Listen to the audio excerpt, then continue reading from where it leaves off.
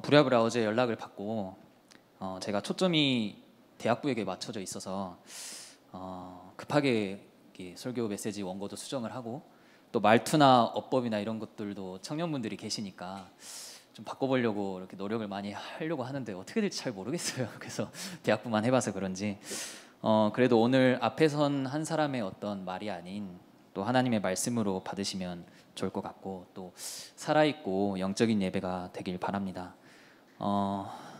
분필이 어디 갔죠?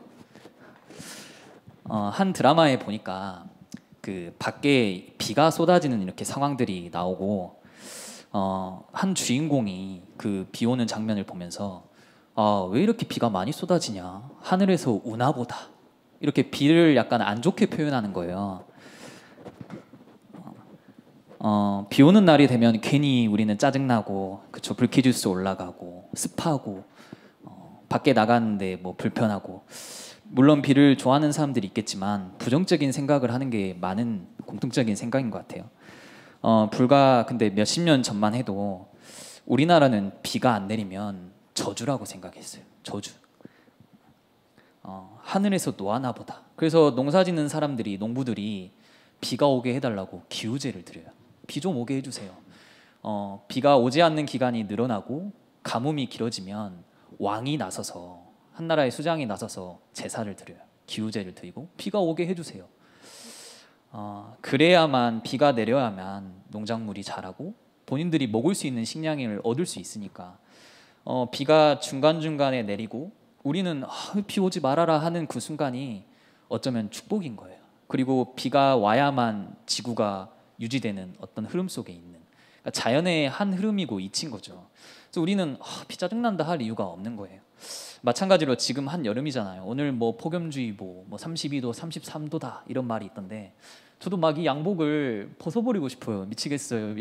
여성분들이 그 반바지에 이렇게 반팔 입고 오는 거 보면 나도 여자로 가끔 태어나고 싶다 막 이런 생각도 드는데 그 가끔씩 여름이 너무 덥지만 여름이 오고 햇빛이 땅을 강하게 쐬야만 여름에 농작물이 푹 그때 있고 가을에 열매를 맺을 수 있어요.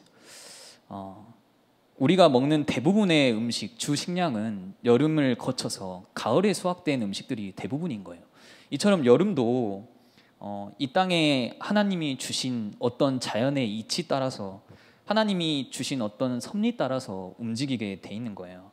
하나하나 모든 게 톱니바퀴처럼 이렇게 연결돼서 하나님이 정하신 것 따라 움직이는데,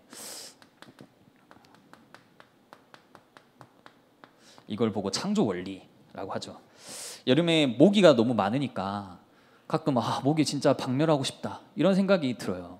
특히 아프리카 사람들은 모기가 옮기는 질병으로 인해서 매년 70만 명씩 죽어요. 모기 때문에. 어마어마하죠. 그들한테는 이 모기가 생존 문제인 거예요. 그래서 과학자들이 안 되겠다 싶어가지고 이 모기를 다 퇴치하자. 그래서 1단계, 2단계, 3단계까지 기술 개발을 다 해놨는데 결국은 포기했어요. 그 이유가 모기를 다 없애게 되면 모기를 잡아먹는 포식동물이 줄게 되고, 그러면 생태계가 파괴되고, 이거는 결국 인간에게 재앙이다. 이거 우리 모기 죽여서는 안 된다. 이처럼 작은 모기조차도, 우리가 너무 힘들어하는 모기조차도 다 자연의 이치에 따라, 그냥 우리는 모기 그냥 물리면 되지, 다 하나님이 정하신 법칙인데, 다 질서를 유지하기 위한 건데, 마찬가지로 여러분 많이 들어보셨겠지만 물고기는 물속에, 새는 하늘에, 나무는 땅속에, 그리고 인간은 하나님과 함께. 이 말이 짧으면서도 굉장히 어마어마한 건데 이 간단한 말을 사람들이 몰라요. 사람들이 모르고 있다니까요. 그래서 자꾸 불안하니까 행복을 쫓는 거죠. 행복하려면 어떡할까? 행복하려면 어떡할까? 뭐든 해야 될 것 같고, 이거 하면 행복할까? 저거 하면 행복할까? 돈 많으면 행복해 볼까? 나는 왜 불행하지? 원래 행복하게 태어났는데 인간이 창조 원리 따라서 하나님과 함께할 때 행복한 거야. 물고기는 물속에 있듯이. 그래서 인간이 육신으로는 되게 굉장히 잘 사는 것처럼 보이지만 뭐 수많은 뉴스나 기사들 보면은 다 병들어 있고 다 정신이 돌아버리고 창조 원리를 벗어나서 이런 시대 가운데 우리가 직면해 있는 것 같아요. 특히 대학 청년은 이 창조 원리가 전혀 이루어지지 않는 그 시대의 한복판에 있는 것 같아요.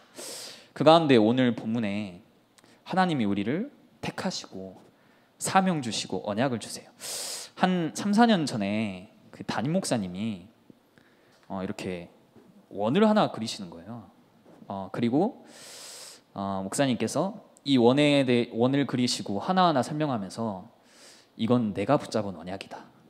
그리고 이것 가지고 교회를 이끌어 갈 것이고 이것 가지고 계속 기도하고 있다. 이 부분을 이렇게 딱 설명을 해주는데 앞으로 우리가 이 교회에서 30년, 40년 앞으로 나가야 되는데 이 언약 진짜 우리가 함께 대학 청년하고 소통해보고 싶다.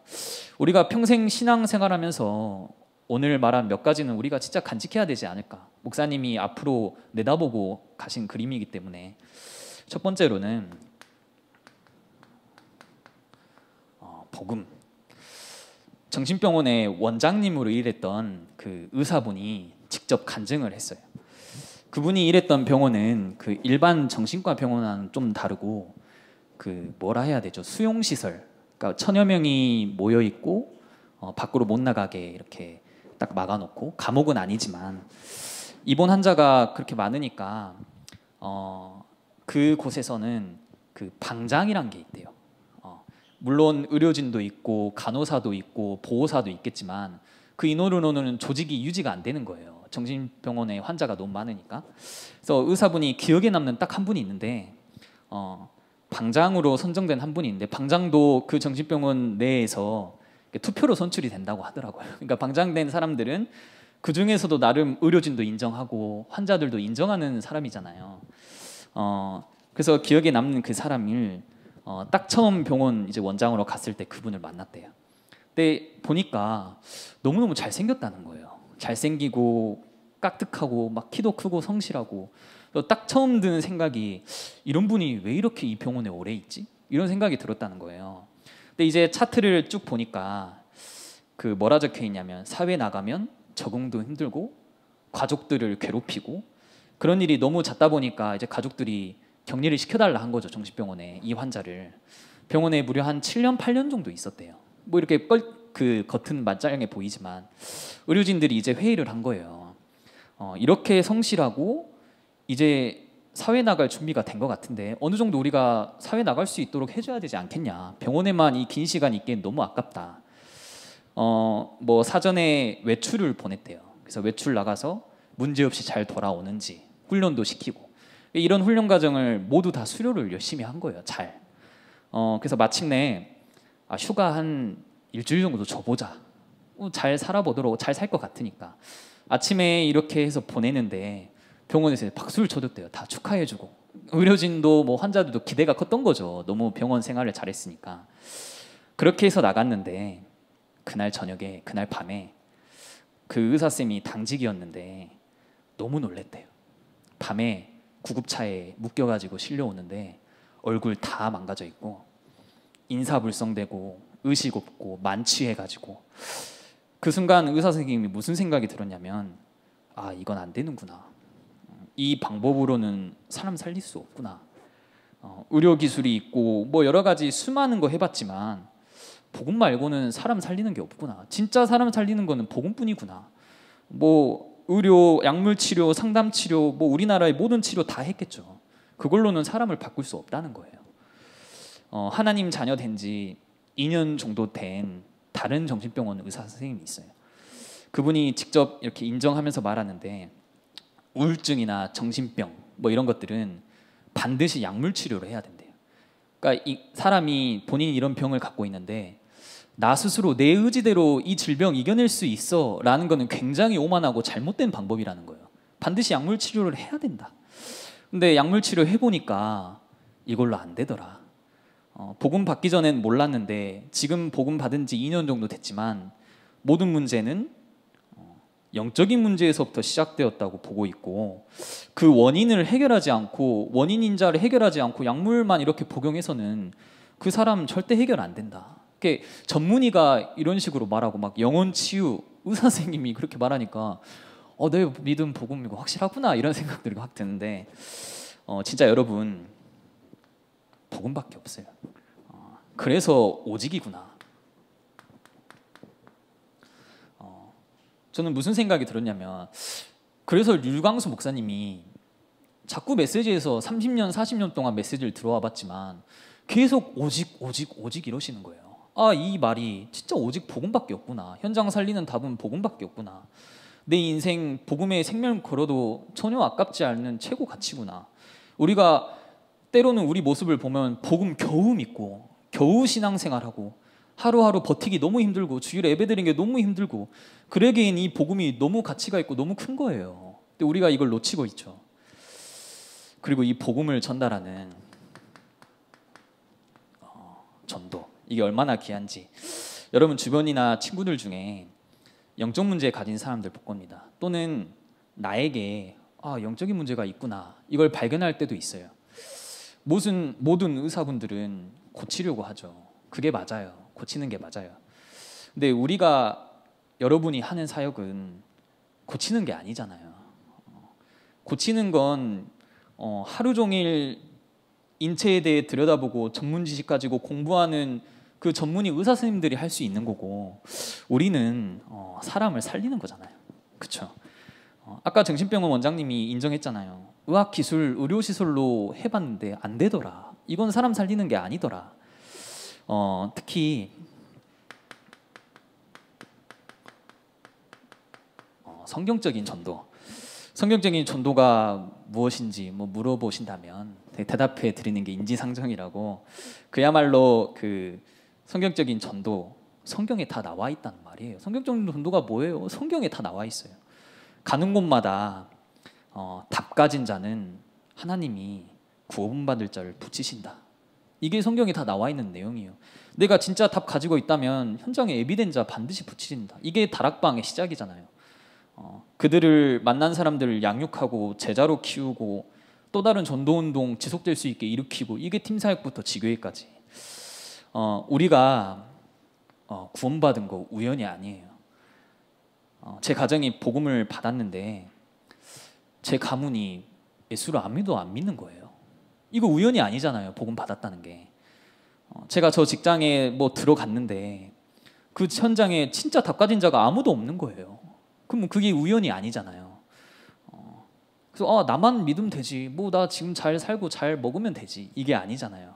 여러분이 진짜 전도자의 인생으로 사는 거, 전도자의 삶을 사는 거, 그리고 선교 그림까지. 어릴 때 교회에서 비전을 막 적으라고 해요. 비전이 뭐니 물어보면 괜히 비전이 없으니까 세계복음 합니다. 비전이 없으니까 세계복음화 할 거예요. 이럴 때가 있었는데, 세계복음화의 최전방에 있는 게 선교죠. 그 신약 성경과 구약 성경의 가장 큰 차이는, 구약 성경은 하나님이 택하신 백성, 그 이스라엘 민족을 향한 구원이에요. 그 외에는 없어요. 근데 신약 성경에 들어와서 바로 다 바뀌죠. 이방인, 선교, 전도. 그게 거의 대부분의 99%예요. 선교 사역, 이방인, 이게 99%. 초대교회 바울을 통해서 전 세계가 242개 나라다, 244개 나라다 이렇게 많은데, 통상적으로 전 세계가 인정하기로는 전 세계는 237개 나라다. 그래서 우리가 237 나라 진짜 언약으로 붙잡다, 이렇게라는 언약으로 우리가 세우고 가잖아요. 지구를 통틀어 민족이 11,500여 개 있어요. 놀랍게도 절반 가까운 5천 종족이 미전도 종족이에요. 복음을 한 번도 들어보지 않았어요. 11,500개 중에 저는 민족 수가 굉장히 많은 줄 알았다니까요. 5천 종족이라 하길래 진짜 복음, 이 선교 너무 귀한 사역이구나. 특히 코로나가 덮치면서 뭔가 모르게 선교가 더욱 멀어진 느낌이 강한 것 같아요. 선교는 저 멀리 선교사님이 잘하고 계시겠지. 제가 현재 일본에 있는 선교사님과 종종 연락을 하는데, 코로나가 심해져서 밖에 나갈 수가 없대요. 그 현장은 일본은 좀 심하기 때문에 예배도 현장 예배를 한 적이 없다는 거예요. 계속 비대면이죠. 혐오 범죄, 아시아 혐오 범죄 노출돼서 막 비난하고, 너 이 땅에 왜 들어왔냐 비난하고, 정말 많이 어려워요. 근데 이 땅에서 파송을 받고 나갔잖아요. 이 땅에서. 근데 이 땅에 사는 사람들이 이들을 기억을 안 하는 거예요. 이 땅에서 파송 받았는데 이 땅에 사는 사람들이 이분들을 위해서 기도를 안 해주는 거예요. 기억도 안 하고. 도대체 뭘까? 정말 선교하시기 힘드시겠다. 제 모습을 보니까 그렇더라고요. 우리가 진짜 끊임없이 선교사님과 선교 사역을 위해 기도하고 진짜 생명 다해 선교원금 드리고 그리고 후대 뭐 저는 아이가 없습니다만 지금 여러분이 대학생이고 뭐 청년이지만 졸업 뭐 좀만 시간이 지나면 다들 애기 엄마 아빠 이렇게 돼 있을 거란 말이죠. 벌써 제 또래 친구도 막 딸 나가지고 교회 이렇게 데리고 오는데 이제는 진짜 후대 생각해 볼 때인 것 같아요. 우리 이제는 어릴 랩런트처럼 이쁨만 받고 막 너 실수해도 괜찮아 이런 나이가 아니잖아요. 우리가 하는 행동 모든 거에 대한 책임도 져야 되고 우리가 선택하는 거에 대한 책임 이런 것도 다 져야 되고 연애하는 것도 배우자를 그리면서 연애해야 되고 지금 우리 나이와 세대가 특히 이 후대 때문에 진짜 몸도 아끼고 관리하고 귀하게 여기는 게 너무 중요한 것 같아요. 많은 복음 가진 랩런트들이 놓치는 게 영적인 거 중요해, 말씀 예배 진짜 중요해 라고 하면서 거룩한 나의 성전된 몸, 나의 몸도 그렇게 생각해야 되는데 내 몸과 삶 속에 하나님의 성전이 임하고 있는데 그래서 몸이 하나님의 성전이기 때문에 관리도 하고 아껴야 되는데 내 인생 주인 내가 아니라고 고백하면서 내 몸을 아끼지가 않는 거예요. 함부로 사용하고. 고린도전서 3장 16절에 너희는 하나님의 성전인 것과 이렇게 나와 있어요. 바울이 고린도 교회에 가서 말할 때 밝은 톤으로 야, 너 하나님의 성전이야. 그래, 너 진짜 어여쁜, 너여서 아름다워, 너 어여쁜 자녀야 이런 톤으로 말한 게 아니라 바울이 굉장히 꾸짖고 질책하고 비난하고 분노하고 고린도 교회가 너무 막 살았거든요. 음란하고 불신자처럼 살아가고 몸 막 쓰고 이렇게 표현해. 세상에서 하지 않는 일도 한다 이렇게 표현할 정도로. 그래서 바울이 야, 너희 하나님의 성전이야 이런 투거든요. 너 안에 성령이 함께 하시는 거 알지 못하냐. 그래서 우리 진짜 운동도 해야 돼요. 가끔 우리 대학생들 보면 운동을 안 배운 건지 축구공이 막 어디로 날아간지도 모르겠어요. 평생 뭐 축구를 안 해봤는지. 진짜 운동을 우리가 열심히 해야 되고 저도 뭐 하루에 3-4번씩 나가서 운동하고 헬스하고 주일에는 램트들끼리 네트워크가 돼가지고 매주 운동하고 특히 우리가 먹는 음식들 이런 것도 생각을 많이 해봐야 돼요. 생각보다 음식들이 오염이 많이 돼 있거든요. 농사 짓는 사람들한테 물어보면 알 거예요. 농사 1년 동안 지어서 맛있고 건강한 과일과 채소 만들기 어렵습니다. 근데 우리 주위에 맛있는 과일과 채소가 너무나도 많아요. 그 말은 오염이 많이 돼 있다는 거예요. 건강한 음식은 대부분 싱겁고 쓰고 팍팍하거든요. 근데 식당만 가보면 음식점만 가보면 달달하고 짜고 자극적인 음식이 얼마나 많은지 그만큼 다 오염되어 있다는 거죠. 그래서 암 환자들 이렇게 상대할 때는 시중에 파는 음식 먹지 마시고 직접 지어서 드세요. 피부가 너무 안 좋아져서 피부과를 갔더니 의사 선생님이 식단 조절하세요, 밀가루 끊으세요 이런 걸 많이 요구를 해요. 특히 커피, 제가 카페를 좋아해서 뭐 저도 가는 걸 좋아하지만 여러 연구 결과에 그 놀라운 결과물이 저도 깜짝 놀랐어요. 커피는 원래 차갑게 먹는 그 음식이 아니래요. 한국인들이 아이스 뭐 얼음을 넣어서 먹는 거지 외국인들 뭐 유럽인들 미국인들한테 뭐 아이스 아메리카노는 아메리카노지 무슨 아이스가 다 있냐. 갑자기 얼음 집어넣으면 야 멈춰, 얼음을 왜 집어넣어. 그러니까 아메리카노는 아이스가 있다는 걸 인지를 못하는 거예요. 여성분들이 여자가 그 차가운 얼음물을 마셨는데 몸의 온도가 바로 확 떨어져요. 그리고 몸의 온도가 바로 회복이 안 돼요. 약 30분간. 30분 정도 회복이 안 되는 그 시간 동안 백혈구 활동이 30%로 줄면서 온몸에 염증이 퍼지는데 저도 그 막 영상 보는데 소름 돋더라니까요.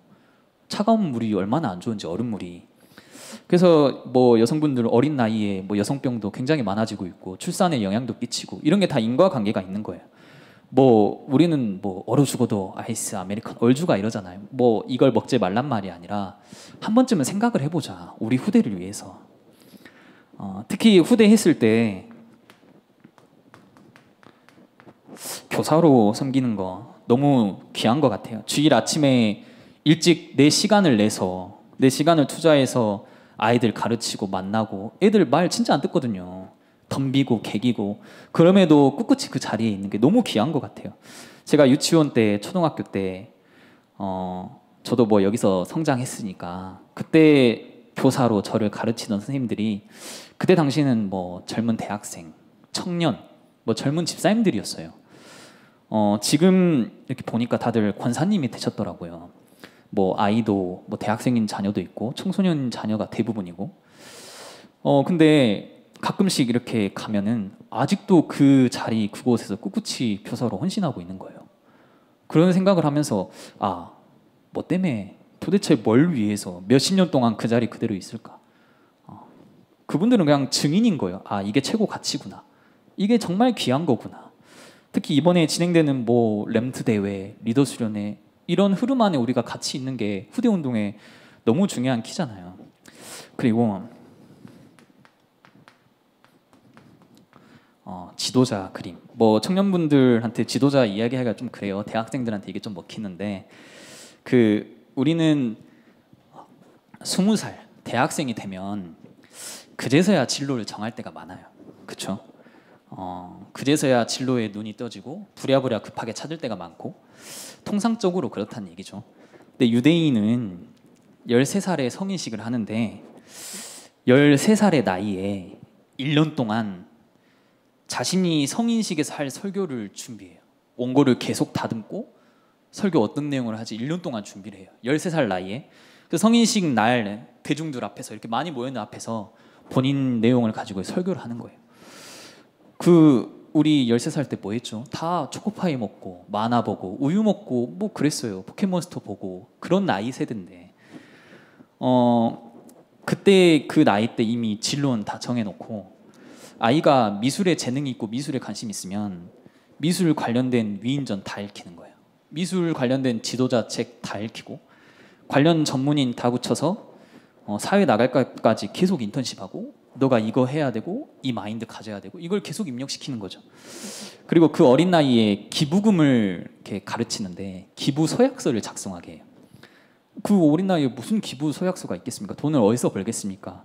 근데 현재 미국 전체 기부금의 절반 45%를 유대인이 내고 있는 거예요. 기부 서약서를 작성해서 그 어린 나이에 이미 경제교육, 뭐 인성교육 이런 거 다 끝내놓은 거예요. 그 나이에. 그리고 그때 심어놓는 게 뭐냐면 너 세계 이끌 지도자야. 너 그렇게 살면 안 돼. 너 위인 될 거야. 넌 위인들이 어떻게 생활하니? 이거를 어린 나이에 계속 주입을 시키는 거예요. 그러니까 밖에 나가면 시대를 주도할 수밖에 없는 거예요. 미국 아이비리그 사진 한번 띄워주실래요?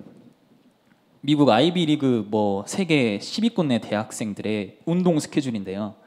학생들이 운동 커리큘럼 이게 학교에서 지정해 준 거예요. 뭐 사이클, 킥복싱, 고강도 운동, 코어 운동, 요가, 수영 등등 뭐 다양하게 있어요.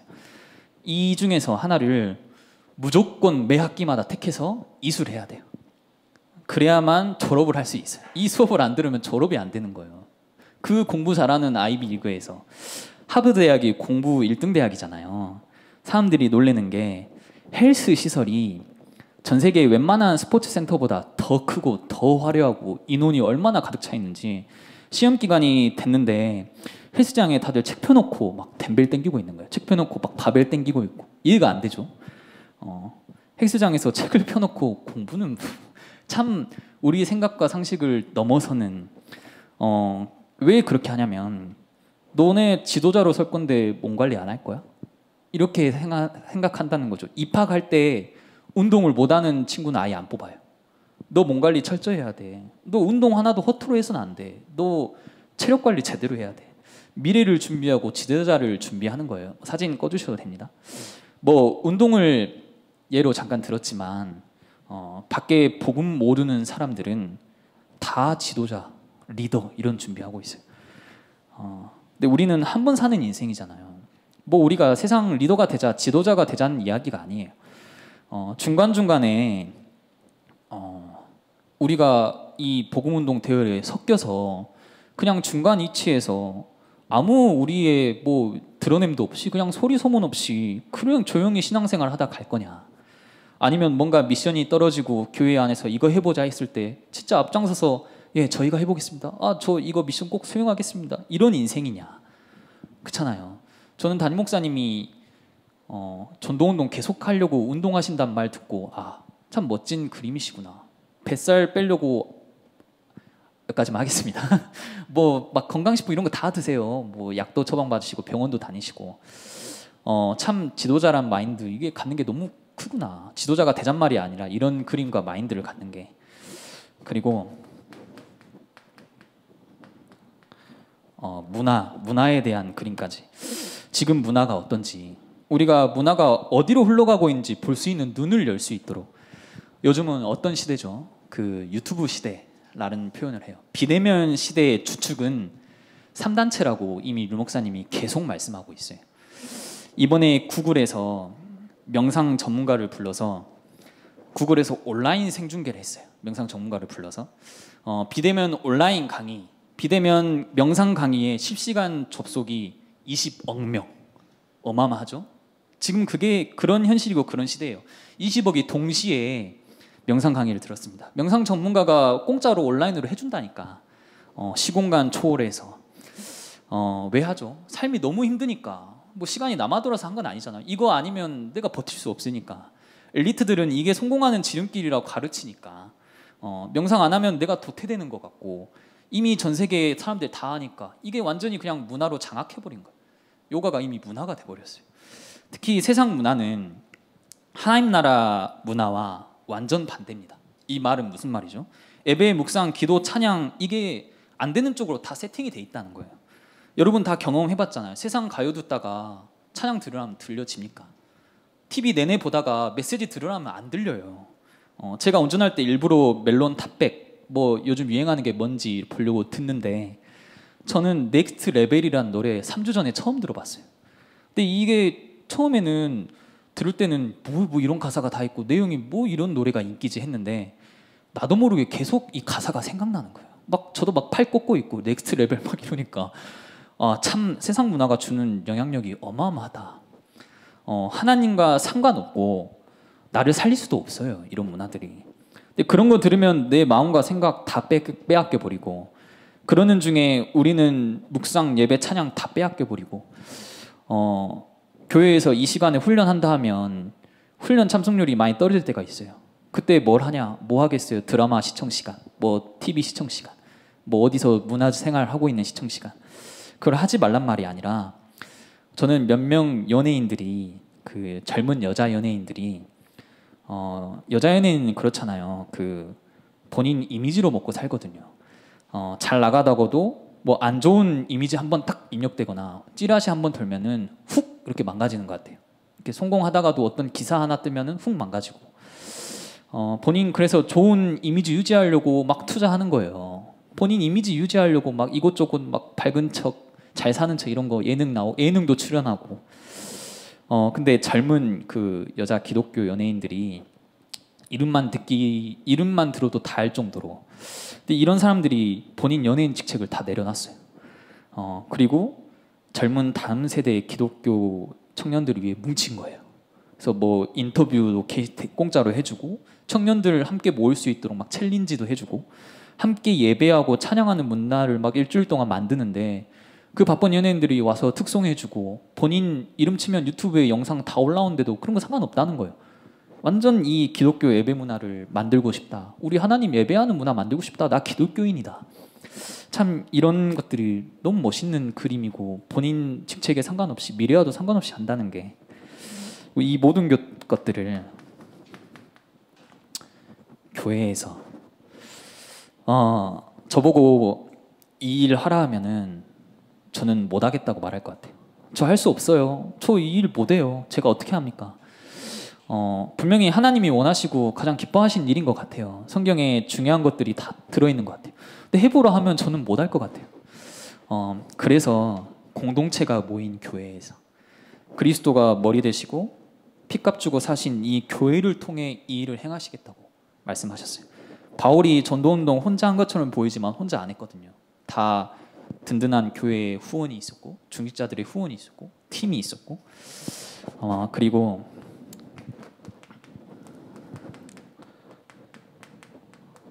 성전 건축까지. 저도 대학생 청년 때 교회가 뭐 성전 건축 준비를 하는데 그런 생각이 들어요. 아, 저거 장로님들이 하신 일이지. 저거 중직자들의 일이겠지. 뭐 나는 좀 거리가 먼 그런 상황이야. 근데 가만 생각해 보니까 우리 교회고 우리 일인 거예요. 그냥 본격적으로 건축에 들어가면 뭐 대학 청년이 함께 모여서 헌금 작정도 하고 뭐 작품도 내보고 싶다 막 그런 생각이 드는데 이미 조감도랑 다 나왔어요. 지금 있는 본당 건물에 그 주차 타워가 이렇게 올라가고 주차장이 있는 건물에 본당이 이렇게 들어서고 조감도 나왔는데 언제 진짜 시작할지는 모르겠어요. 근데 전 세계에 대형 교회가 너무 많아요. 얼마나 많은지 광주에도 엄청 많습니다. 에일교회는 대형 교회의 축에 속하지도 않아요.